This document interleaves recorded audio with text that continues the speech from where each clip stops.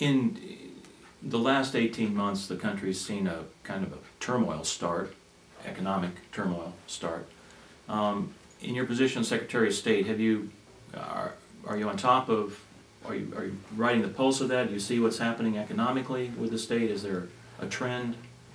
You know, as a Secretary of State, the answer is no. There are no particular requirements of the office, demands of the office, duties of the office that coincide with the general malaise and concern that exists in America. As a citizen, as a Republican, as a conservative, I'm obviously keenly aware of what's going on, keenly concerned about what's going on at a national level. I want to make sure it doesn't happen at a state level, which is why I'm in the race for Lieutenant Governor, to make sure that the #2 position in state government is held by someone with proven conservative values and principles, and be in a position to promote this state and at the same time ensure fiscal conservatism is going to rule the day. You talk about conservative values, what are you talking about? Talking about fiscal responsibility, integrity, building a record that people can look at and say, I'm glad that person is one of my elected officials and doing things the right way. Does the Secretary of State's office observe business failures, or I mean, is that kind of is there a trend towards more business failure in Louisiana, or not that you should be able to do anything about that, but I'm just saying, does that information come through that office where you see more people are declaring bankruptcy or closing businesses? Or only in the sense that if you have a business entity and you seek to dissolve that entity, that information takes place in our office. Oh, okay. Many times people go out of business but don't bother to formally dissolve their corporations or their LLCs. So the dissolution numbers could be somewhat misleading, because if people go belly up, they just go belly up. They don't bother with some of the formalities. But there is a very rigid process in Louisiana law to dissolve a business entity and make certain that debts are paid and make certain that individuals are then freed up of any further liability. What do you believe needs to be accomplished to rectify the economic situation? You're talking about at a national level? Let's start there. Well, if I had that answer as easily, I guess I'd be sitting in the White House or seeking that office. And there's no easy answer, obviously. I think, first of all, we've got to get our national debt under control. In Louisiana, we don't have the level of debt that you see at a national level. We have a requirement to balance our budget on an annual basis.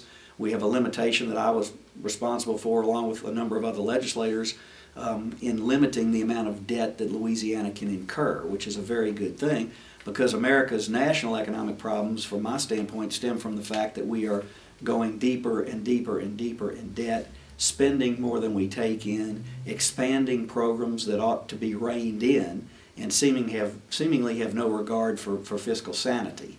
And so that's what I think needs to be corrected. Thoughts on the drilling moratorium? It's outrageous. It's punitive. It's misguided. It needs to be lifted immediately.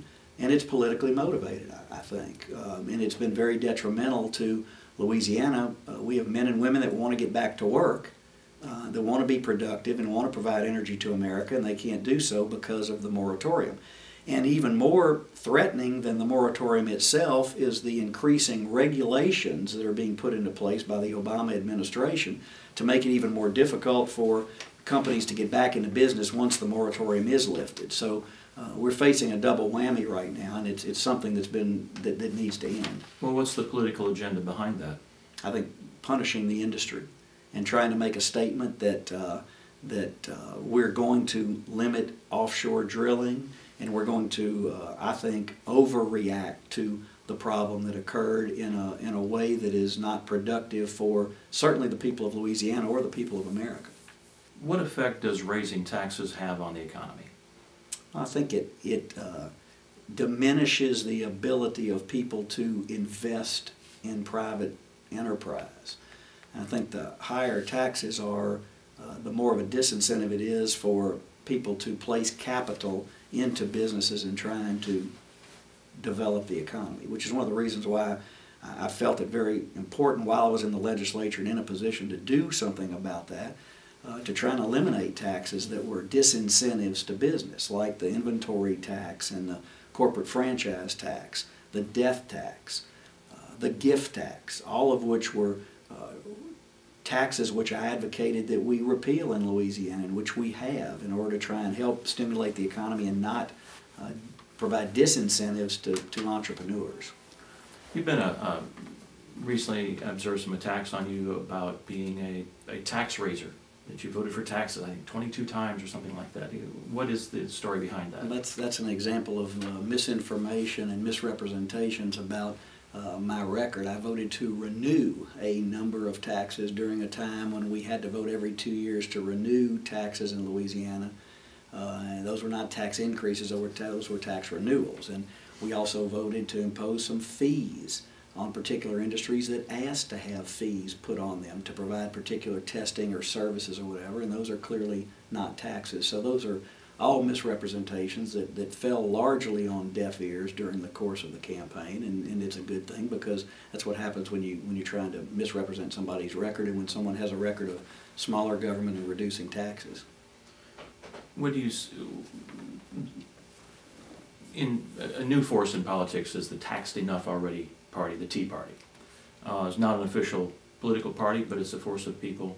And I, in interest of full disclosure, I'm a member of the Baton Rouge Tea Party, one of the founding members of that from a year and a half ago. What effect do you see this group of concerned citizens having on politics in general in Louisiana? I think it's having an effect, and frankly I think it's having a positive effect from the standpoint that it has engaged people, many of whom, and I don't know if you fall in this category or not, were not actively involved in politics before they decided to get involved in the Tea Party movement. And it is, I think, more of a movement than anything else.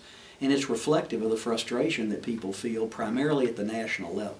And I think it's directed out of concern at what's going on nationally in America, but obviously it has an impact on local politics as well. And I think that Tea Party groups across Louisiana have been involved in the election process this year. And I think to the extent that it's got people involved and concerned and active, it's very much a positive thing. What are your thoughts and feelings about the healthcare issues, the healthcare legislation? I mean, personally I see it as a problem because I'm fiscally conservative and I want to take care of myself. Well, I think it is a danger to America, the health care plan that has been enacted. I have great concerns about how it's going to be paid for, how it is going to affect the level of service, how it is going to create a disincentive for people to get into the medical field, excuse me, and how it is going to result in less care and perhaps less quality care overall for the American people. So like most Republicans and like most fiscal conservatives, it's something that I think is ill-conceived and ought to be repealed and reconsidered. And I hope it will be if there's a change in leadership in Washington. You've campaigned for ethics throughout your career. You've made a big point of it. You've been successful in getting ethical reforms passed in Louisiana. What do you see needing to be implemented to clean up government once the election mess is over? We get through all of this. What are your thoughts about that? I think we made great strides in Louisiana, and it's been incremental. Some of the changes were implemented at the time I was in the Senate and I was proposing some of the changes. Some of them came about early in the Jindal administration. There probably will be more, but I really do believe, at least in terms of Louisiana's ethics code right now, it's vastly improved than what it was when I first entered government. So I think we've moved in the right direction. We have a great element of financial disclosure in our campaign finance laws. I wish the mainstream media and the internet media actually delved more deeply into who contributors are to candidates, because I think that's a very revealing exercise to see who's supporting someone in their races. And that's not done as much as it ought to be, given the openness that exists in our campaign finance laws.